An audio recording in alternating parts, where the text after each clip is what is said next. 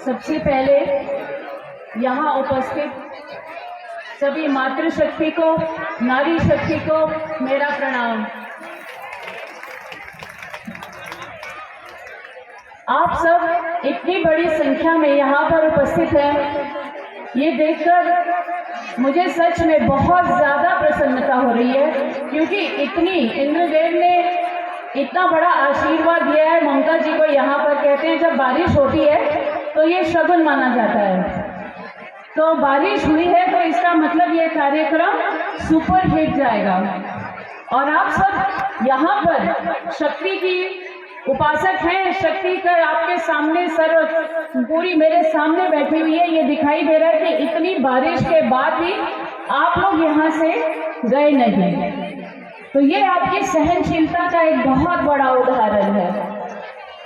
आप सबको यहाँ पर मुबारक देने के बाद मैं मंच पर आसीन मेरी सभी बहनों का यहाँ पर स्वागत करती हूँ, उन्हें नमन करती हूँ कि वे आज इस महिला सम्मान समारोह में मेरे साथ यहाँ उपस्थित हुई हैं, और आप सभी को जो भी अपने अपने क्षेत्र में बहुत ही बेहतरीन काम कर रहा है उन्हें यहाँ सम्मानित करने जा रही हैं।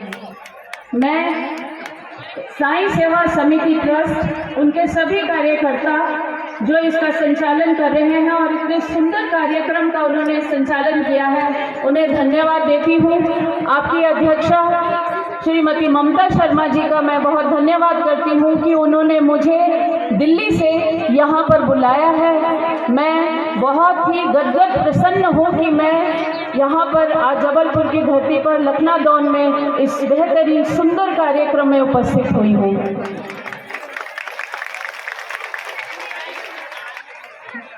मेरी मातृशक्ति, मैं यहाँ पर जैसे बताया उन्होंने कि दी ओम फाउंडेशन चैरिटेबल ट्रस्ट का संचालन करती हूँ। पैन इंडिया है, पूरे भारतवर्ष में, बनारस में, गाजियाबाद में, यहाँ आपके लखनऊ में और भी बहुत जगह हमारी शाखाएं चल रही हैं। और हमारा काम क्या है? हमारा काम यही है, एक ही लक्ष्य है आपकी सूर्यपुत्री रश्मि गुरु माँ का, और वो लक्ष्य है कि मेरे देश की हर बेटी शिक्षित हो, सुरक्षित हो और सबल हो। हर बेटी को वो सब कुछ मिले जिसकी वो हकदार है। जैसा कि अमृत कौर जी ने कहा, जो उन्होंने आपको एक कहानी सुनाई कि भगवान ने शक्ति को सुकोमल बनाया है, लेकिन उसके अंदर सहनशीलता और शक्ति के गुण भरे हैं।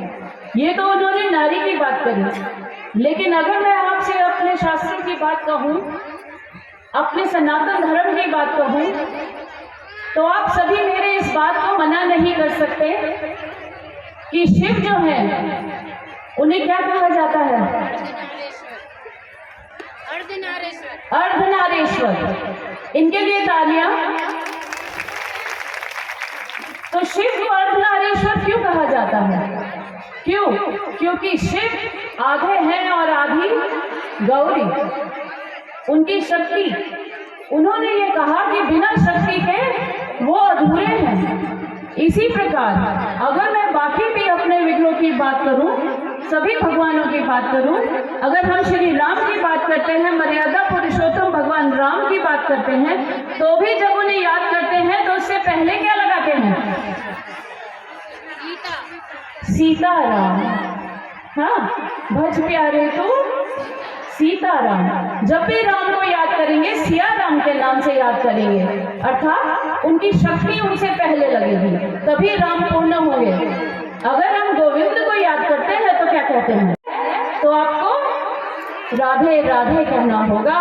जब आप राधे राधे कहेंगे तो कौन आएंगे? स्वयं गोविंद आएंगे। तो ऐसी है शक्ति, और यही शक्ति मेरी सारी मातृ शक्ति में है, सारी नारी शक्ति में यही शक्ति समाई हुई है। आपके स्वयं पहचानना होगा।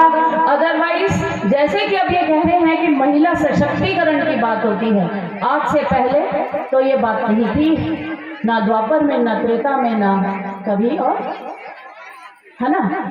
तो आज क्या ऐसी जरूरत आन पड़ी कि हमें महिला सशक्तिकरण की जरूरत आन पड़ी है? ऐसे दो ही विकल्प हो सकते हैं कि या तो महिला बहुत अधिक शक्तिवान है, और या उसकी शक्ति को छीना गया है और हमें उसे शक्ति देनी है। आपको ये सोचना है कि आप में वो शक्ति है या नहीं है।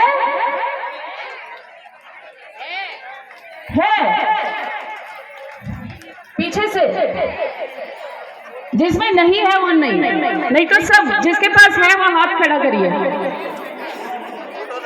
तो एक बार जोरदार से आवाज लगाएंगे, भारत माता की, भारत माता की, भारत माता की।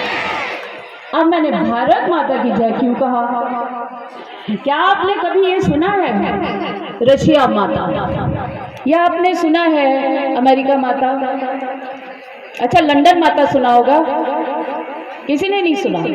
अच्छा, तो भारत माता सुना होगा, है ना? सबने भारत माता सुना है। मतलब हमारा देश इतना कीर्तिवान है, यशवान है कि हम यहाँ पर अपने देश को, जिसको हम सर्वोपरि कहते हैं, जिसको द ओम फाउंडेशन कहता है नेशन फर्स्ट ऑलवेज फर्स्ट, तो ऐसे देश में जहाँ पर हम देश को माता की उपाधि देते हैं, ऐसे में क्या आपकी शक्ति कम है? नहीं है। जहां आपके देश को भारत माता कहते हैं, जहां पर वेदों की माता को गायत्री माता कहते हैं, वेद हमारे सनातन धर्म जहां पर कहते हैं जिससे पहले कोई धर्म नहीं था, सबसे पहले वेद आए, उनकी माता को भी वेद माता कहा जाता है। और आज भी पाश्चात्य प्रकृति जितनी भी संस्कृति है वो उन वेदों का रिसर्च कर रही है। तो वहां पर भी आपकी नारी शक्ति सर्वप्रथम, उसको इतना ऊंचा स्थान, आपकी पृथ्वी, पृथ्वी को क्या कहते हैं? धरती माता, धरती माता। क्यों? क्योंकि ये सभी का भार उठा रही है। वही बीज जो एक नारी 9 महीने अपने गर्भ में धारण करती है, ऐसे कितने गर्भ में ये हमारी पृथ्वी माता धारण करती है। तो हम रोज सुबह उठ के उसे नमन करते हैं। तो फिर आपकी शक्ति विहीन कैसे हुई? क्यों हुई? क्योंकि आपने खुद ऐसा चुना, नहीं तो कोई भी आपसे आपकी शक्ति छीन नहीं सकता जो आपके अंदर मौजूद है। जो अन्नपूर्णा, जो शक्ति स्वरूपा आपके अंदर मौजूद है, उसे कोई शक्ति ले नहीं सकता। इसी भारत माता के सपूत, बहुत सपूत हैं। यशस्वी प्रधानमंत्री ने सर्वप्रथम जब वो आए तो उन्होंने, जानते हैं क्या किया था? सबसे पहला अभियान जो शुरू किया वो अभियान था बेटी बचाओ बेटी पढ़ाओ। एक बार इस अभियान के लिए जोरदार तालियां।